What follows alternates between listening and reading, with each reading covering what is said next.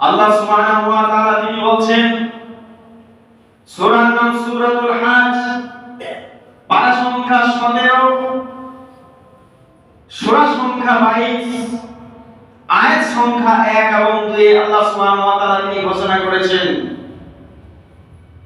ইয়া আইয়ুহান নাসু তাকু রাব্বাকুম ইন্না যালজালাতাস সাআতি শাইউন আযীম। আল্লাহ সুবহানাহু ওয়া তাআলা তিনি বলছেন, হে মানব সম্প্রদায়, হে মানব সমাজ, নাস সম্বোধন করছেন। এখানে শুধু মুসলমানদেরকে বলা হয়নি, নাস বলা হয় অল ইনসান, অল মানুষ, সকল মানুষকে নাস শব্দ আল্লাহ সুবহানাহু ওয়া তাআলা ব্যবহার করেছেন। সেখানে হিন্দু থাকতে পারে, জৈন থাকতে পারে, খ্রিস্টান থাকতে পারে, ইহুদি থাকতে পারে, মুসলিম থাকতে পারে। এক কথায় মানব হিসেবে যে পৃথিবীতে জন্মগ্রহণ করেছে, আল্লাহ সুবহানাহু ওয়া তাআলা তাকে নাস শব্দ দিয়ে ব্যবহার করেছেন। নাস মানে মানব মণ্ডলী। ইয়া আইয়ুহান নাসু তাকু রাব্বাকুম, হে মানব, সকল মানব মণ্ডলী, ইত্তাকু রাব্বাকুম, তোমার প্রতিপালককে তোমরা ভয় করো। হে মানব মণ্ডলী, হে মানুষ, ইত্তাকু, তোমরা ভয় করো, রাব্বাকুম, তোমাদের রবকে, তোমাদের স্রষ্টাকে, তোমাদের প্রতিপালককে ভয় করো। কারণ ইন্না যালজালাতাস সাআতি শাইউন আযীম, নিশ্চয়ই কিয়ামতের কম্পন, কিয়ামতের আওয়াজ, কিয়ামতের ভূমিকম্প, কিয়ামতের বিকট আওয়াজ, সেই আওয়াজটা হচ্ছে একটা ভয়ানক মারাত্মক ব্যাপার, কঠিন একটা দিন, যে দিনটার নাম হচ্ছে কিয়ামত। সেই কিয়ামতের দিন থেকে তোমরা বাঁচার জন্য আল্লাহ সুবহানাহু ওয়া তাআলাকে তোমরা ভয় করো। আমরা ভয় কতটুকু করি? আল্লাহ সুবহানাহু ওয়া তাআলাকে আমরা কতটুকু ভয় করি? আমরা যদি ভয় করতাম তাহলে আমরা মিথ্যা কথা বলতাম না। আমরা যদি আল্লাহ সুবহানাহু ওয়া তাআলাকে ভয় করতাম তাহলে আমরা মানুষকে ঠকাতাম না। আমরা যদি আল্লাহ সুবহানাহু ওয়া তাআলাকে ভয় করতাম অন্তর থেকে, তাহলে মানুষের বিপদে আমরা ছুটে যেতাম, মানুষের বিপদ হলে আমরা তার কাছে এগিয়ে যেতাম। আমরা যদি আল্লাহ সুবহানাহু ওয়া তাআলাকে ভয় করতাম তাহলে মানুষের আমরা উপকার করতাম, মানুষের সহযোগিতা করতাম, মানুষের সাথে আমরা অন্যায় অত্যাচার, রাহাজানি, যত রকম অন্যায় অত্যাচার আছে সেগুলো আমাদের দ্বারাতে হতো না, যদি আমরা প্রকৃতপক্ষে আল্লাহ সুবহানাহু ওয়া তাআলাকে আমরা ভয় করতাম। আমরা ভয় করি মুখে, অন্তর থেকে আল্লাহকে আমরা ভয় করি না।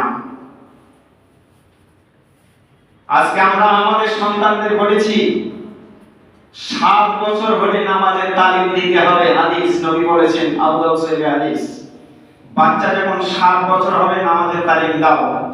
আর 10 বছর হলে ওর উপরে নামাজ ফরজ, অপরিহার্য।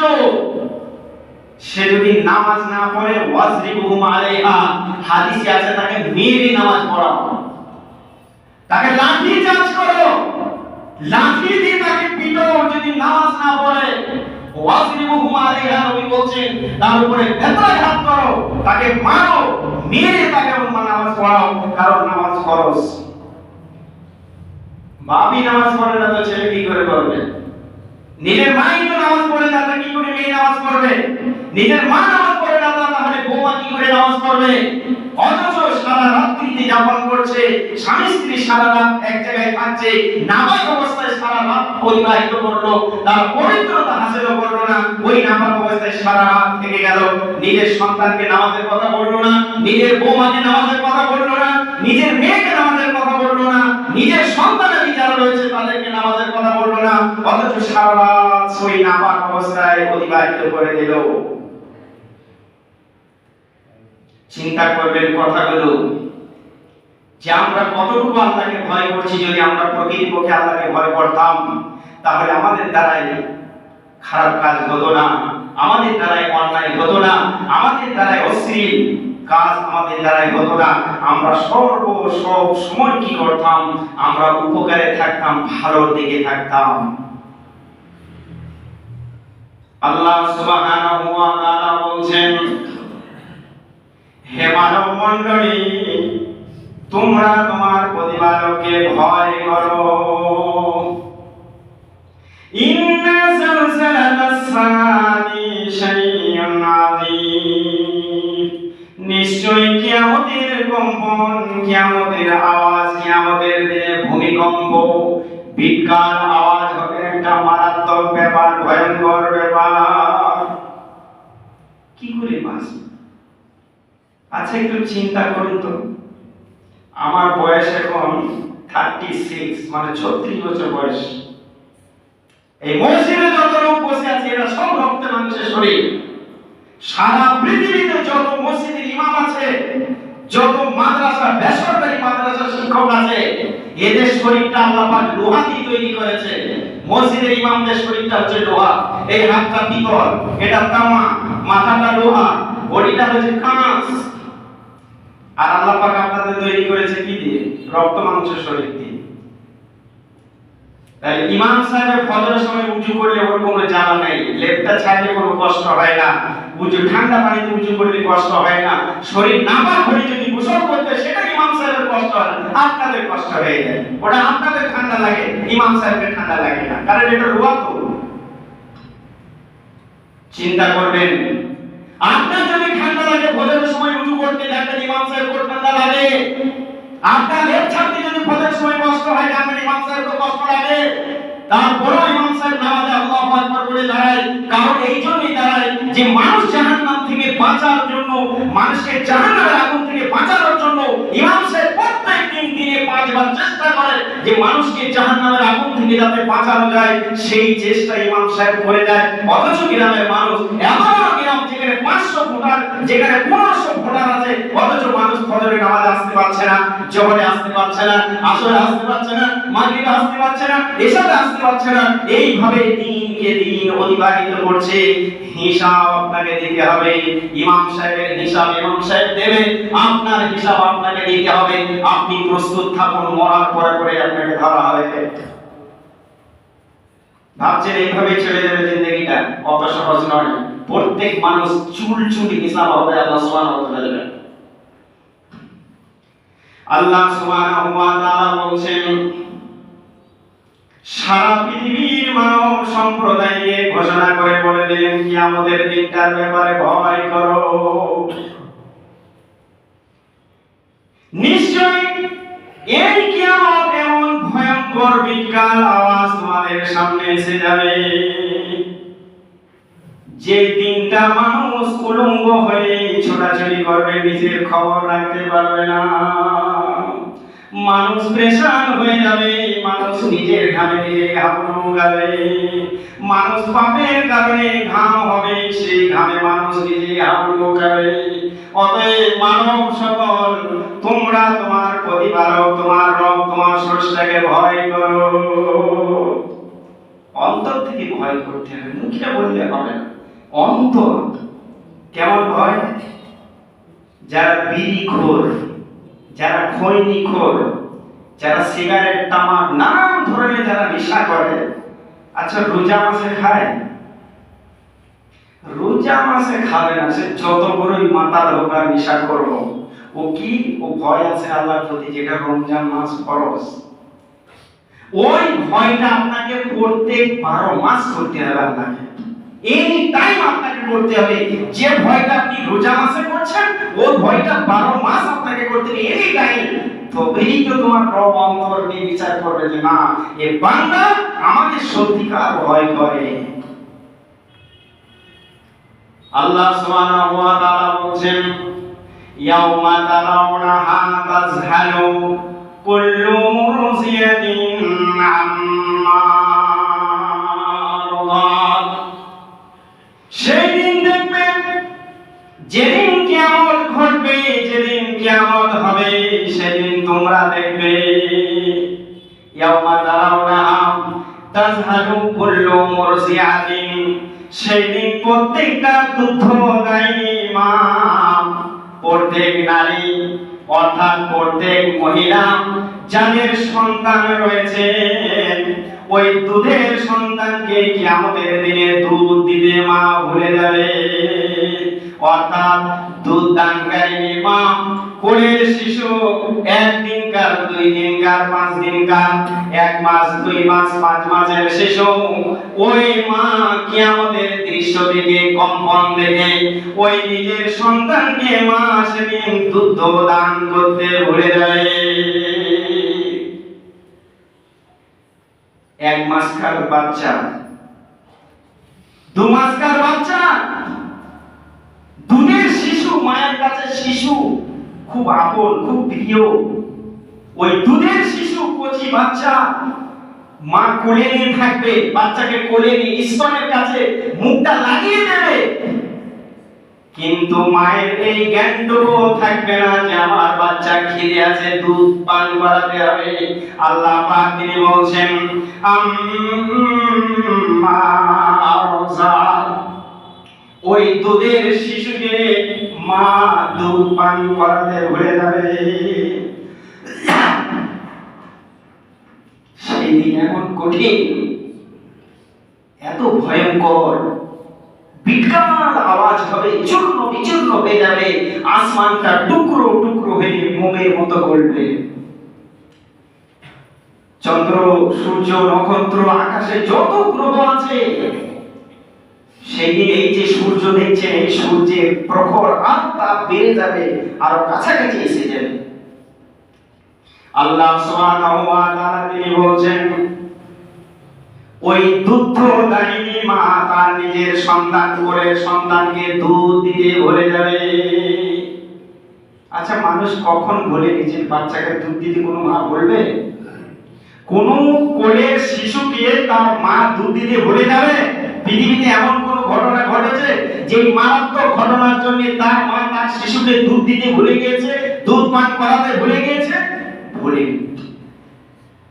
কিন্তু কিয়ামতের দিন আল্লাহ রাব্বুল আলামিন এমন দিনটাকে ভয়ঙ্কর করে দেবেন, মা ভুলে যাবে সন্তানকে দুধ পান করাতে। ওয়াতাযাউ কুল্লু যাতি হামলিন হামলাহা, আর গর্ভধারিণী মা, যাদের পেটে সন্তান রয়েছে, যে মায়েদের পেটে, ওই গর্ভধারিণী মা এই দিনটার ভয়ে কম্পন দেখে তারা গর্ভপাত করে ফেলবে কিয়ামতের দিন।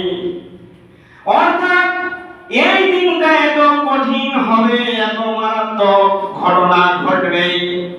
যারা ডেলিভারি মা রয়েছে, যাদের 9 মাস 9 দিন 10 দিন যাদের বাচ্চা পেটে রয়েছে, এই কিয়ামতের কম্পন দেখে আল্লাহ রাব্বুল আলামিন বলছেন ওই গর্ভবতী মায়েরা গর্ভপাত করে ফেলবে। কি কঠিন দিন!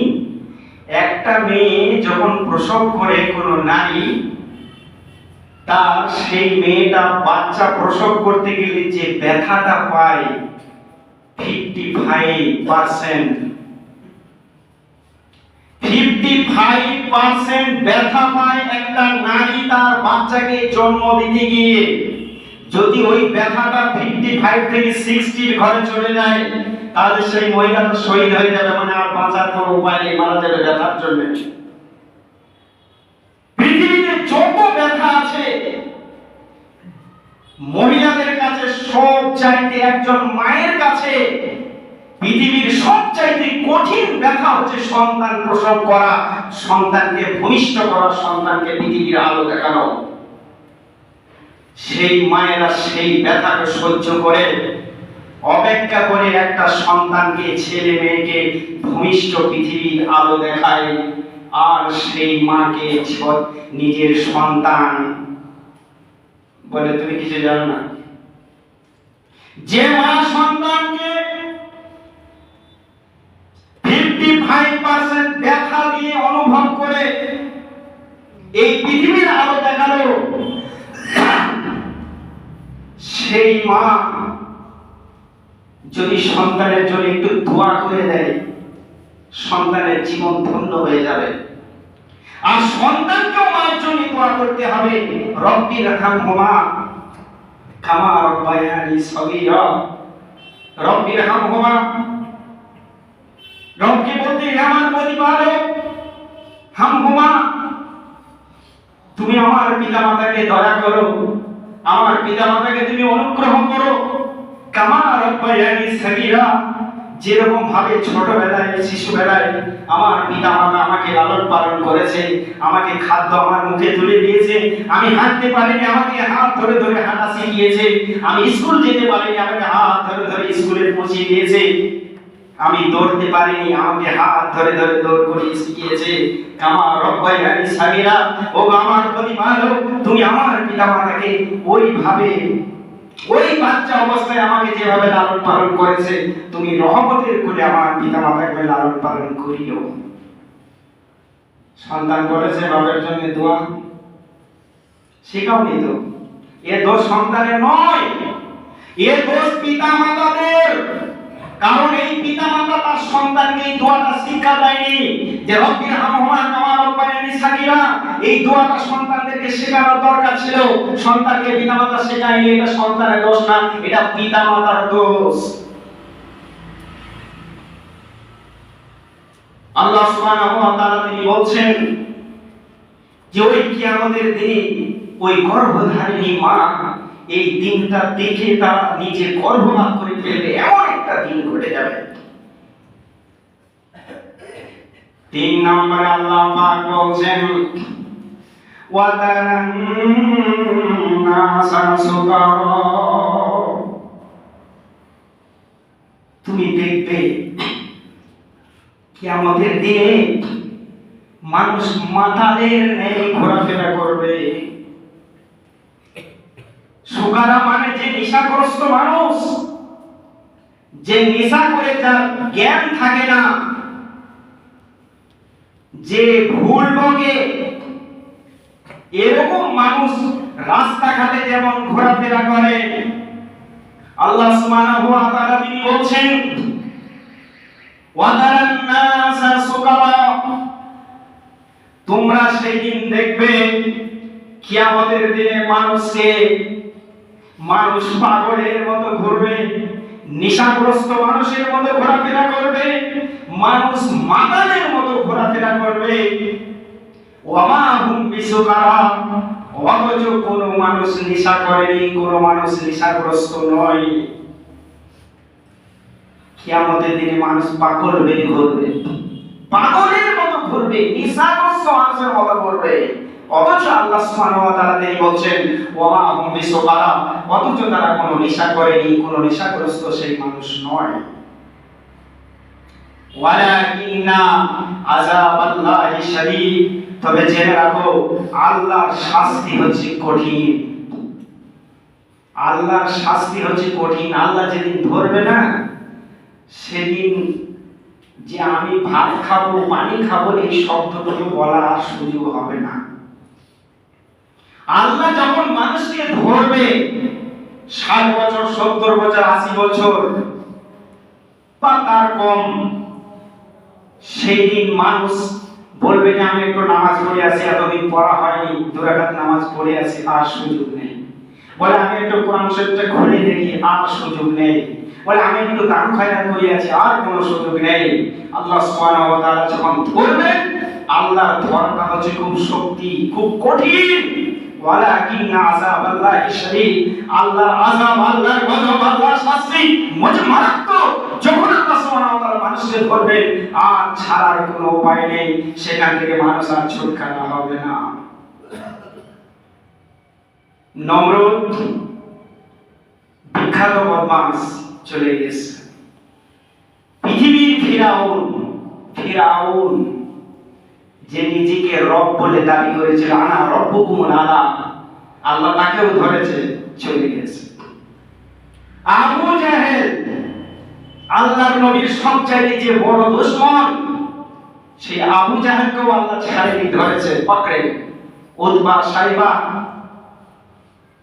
এমনকি সব জাহেল মানুষ চলে যাওয়ার পরেও ভালো শ্রেষ্ঠ আদর্শবান পুরুষ শেষ নবী জনাবে মুহাম্মদ রাসূলুল্লাহ সাল্লাল্লাহু আলাইহি ওয়াসাল্লাম, আল্লাহ পাক তাকেও ধরেছেন, তারও মৃত্যু দিয়েছেন, তিনিও চলে গেছেন কবরের পথে।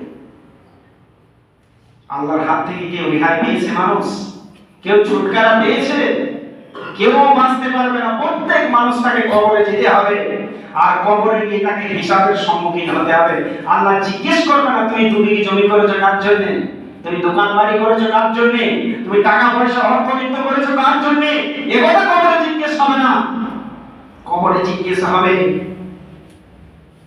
তিনটি প্রশ্নই জিজ্ঞেস করবে আপনাকে, যে মান রব্বুকা, তোমার রব কে? যদি উত্তরটা দিতে পারেন রব্বি আল্লাহ, আমার প্রভু আল্লাহ, তাহলে আপনি বেঁচে গেলেন। দ্বিতীয় নম্বর প্রশ্ন আপনাকে করা হবে মা দীনুকা, তোমার ধর্ম কি ছিল, তোমার ধর্মের নাম কি ছিল?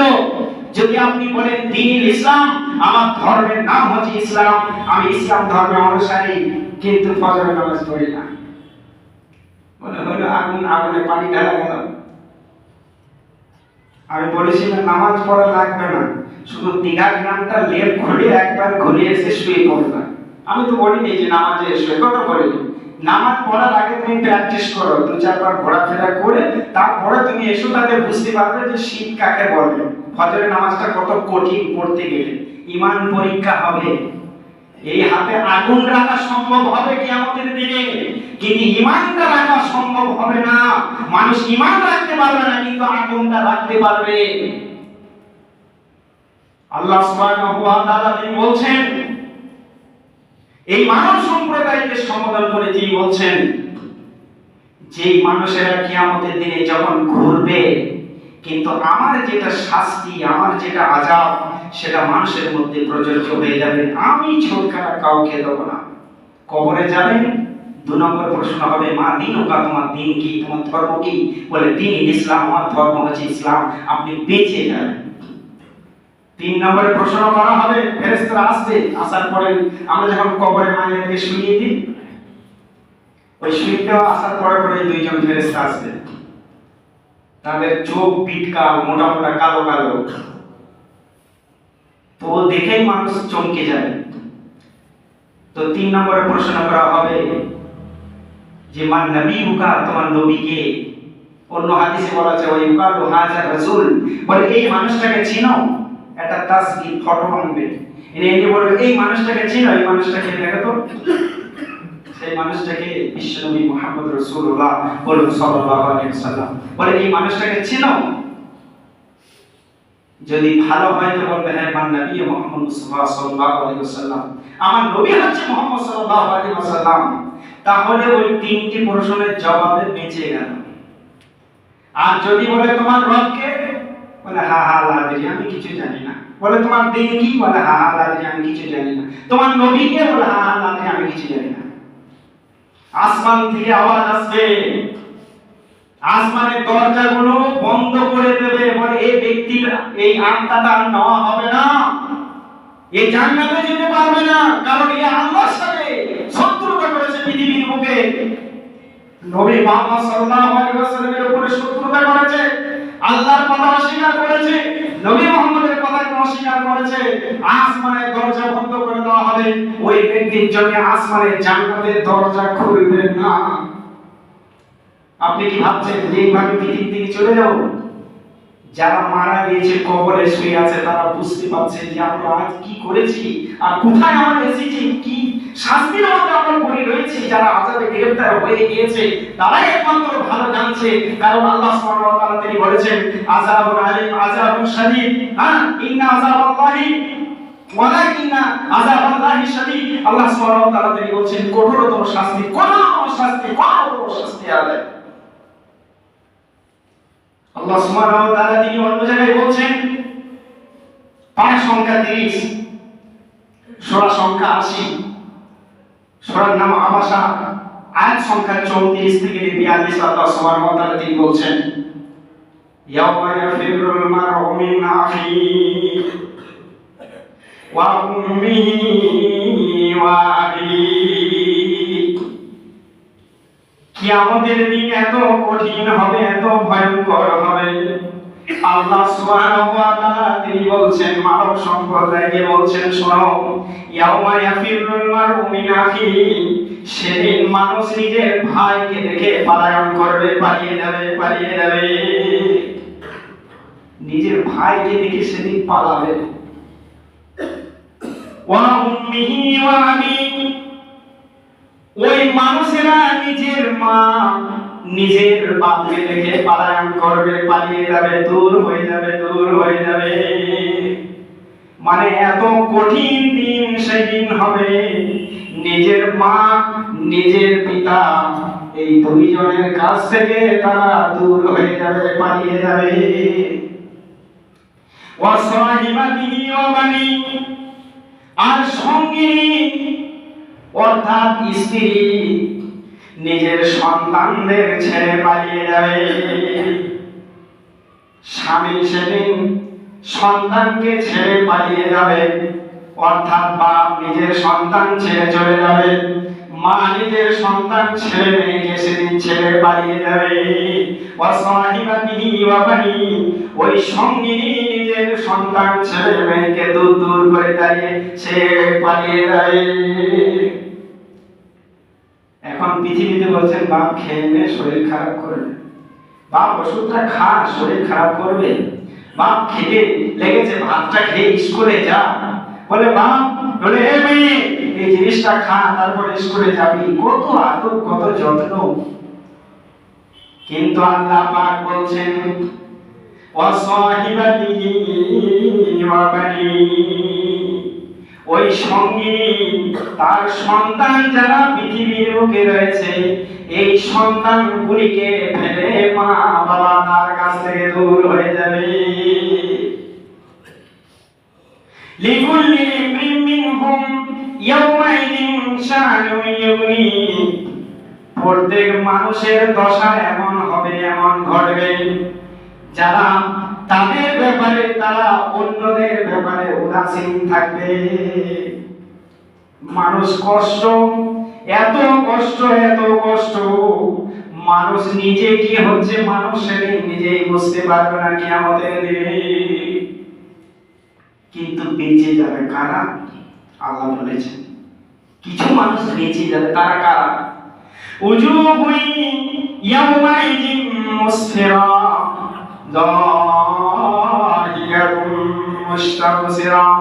আল্লাহ সুবহানাহু ওয়া তাআলা তিনি বলছেন ওই দিনে অনেকগুলো মুখমণ্ডল, অনেকগুলি চেহারা সেদিন কি হবে? চমৎকার হবে, জ্বলতে থাকবে, লাইটের মতো দপদপ করবে।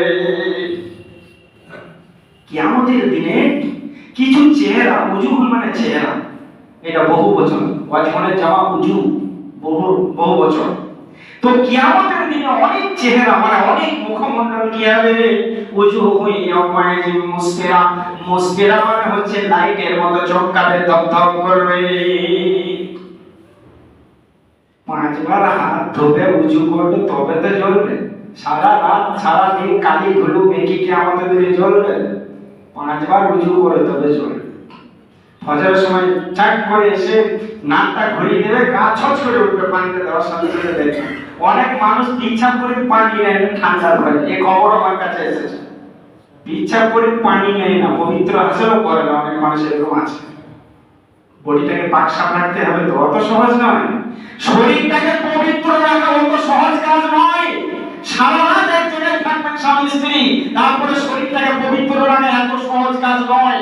যারা বলে তারা তোমরা প্র্যাকটিস করে 1 মাস, তারপরে উত্তরটা আমাকে দেবে 1 মাস পর, 1 মাস আগে উত্তর দেবে না, 1 মাস পাক সাপ রেখে উত্তরটা আমাকে দিয়ে যাবে যে কি রকম পাক সাপ রাখতে গেলে, শরীরকে কন্ট্রোল করতে গেলে কতটা ধৈর্য, কতটা বিসর্জন তাকে দিতে হবে, এটা 1 মাস পরে বলবে। আল্লাহ সুবহানাহু ওয়া তাআলা বলছেন যাহিদাতুল মুস্তানসিরা, কিয়ামতের দিনে অনেকগুলি চেহারা তারা আনন্দে সুসংবাদ পেয়ে তারা হাসতে হাসতে ঘোরাফেরা করবে। কিছু চেহারা কিয়ামতের দিনে হাসবে জ্বলজ্বল করে, যাদের চেহারাটা জ্বলবে লাইটের মতো, তারা হাসবে সুসংবাদ পাওয়ার সাথে সাথে। মাধ্যমিকে যারা ফার্স্ট হয়, উচ্চ মাধ্যমিকে খবরে যখনই দেখানো হয়, সংবাদে দেখার পরে পরে ছেলেটা বুক ফুলে কত আনন্দ হয় যে তার রেজাল্ট 99%, 97%। আনন্দে কি সে আত্মহারা হয়ে যায়, আমি এত সুন্দর রেজাল্ট করেছি, খুশিতে। তো কিয়ামতের দিনে কিছু মানুষ খুশিতে তারা আনন্দে আত্মহারা হয়ে যাবে, সুসংবাদ পাওয়ার সাথে। এটা তো আনন্দ। আর বাকিরা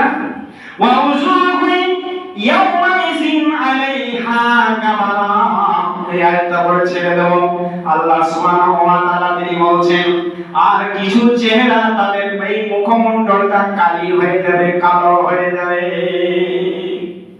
আলকাতরার মতো কালো হয়ে যাবে, মুখটা মলিন হয়ে যাবে।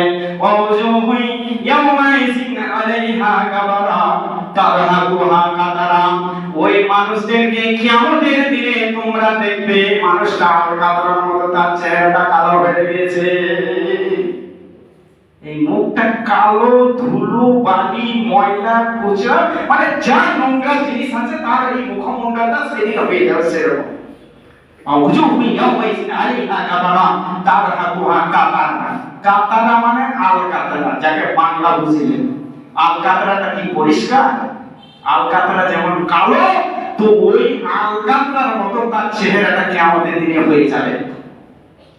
ওয়াজুহুই ইয়াউমাইযিন আলাইহা গাবারা তারহাকুহা কাতারা উলাইকা হুমুল কাফারাতুল ফাজারা। ওই কারা তারা কারা? যাদের চেহারা কালো হয়ে যাবে তারা হচ্ছে কাফের। উলাইকা হুমুল কাফারাতুল ফাজারা, যারা কাফের, অস্বীকারী, যারা অত্যাচারী, যারা আল্লাহর বিধানকে যারা মেনে নিতে পারেনি, যারা নবী মুহাম্মদকে মানতে পারেনি, তাদের চেহারাটা কালো হয়ে যাবে কিয়ামতের দিন। আল্লাহ সুবহানাহু ওয়া তাআলা আমাদের সকলকেই যেন কিয়ামতের দিনে আমাদের চেহারাটা যেন উজ্জ্বল করে, বলুন আমিন। আল্লাহ যেন সেই তৌফিক দান করে। আল্লাহ আমাদের মধ্যে যারা কবরে চলে গিয়েছে, তারা যদি কোনো মুসিবতে থাকে, আল্লাহ তুমি তাদের কবরের জায়গাকে মাফ করে দাও, তাদেরকে তুমি ক্ষমা করে দাও, তাদেরকে তুমি জান্নাতুল ফিরদাউসের ঠিকানা উঁচু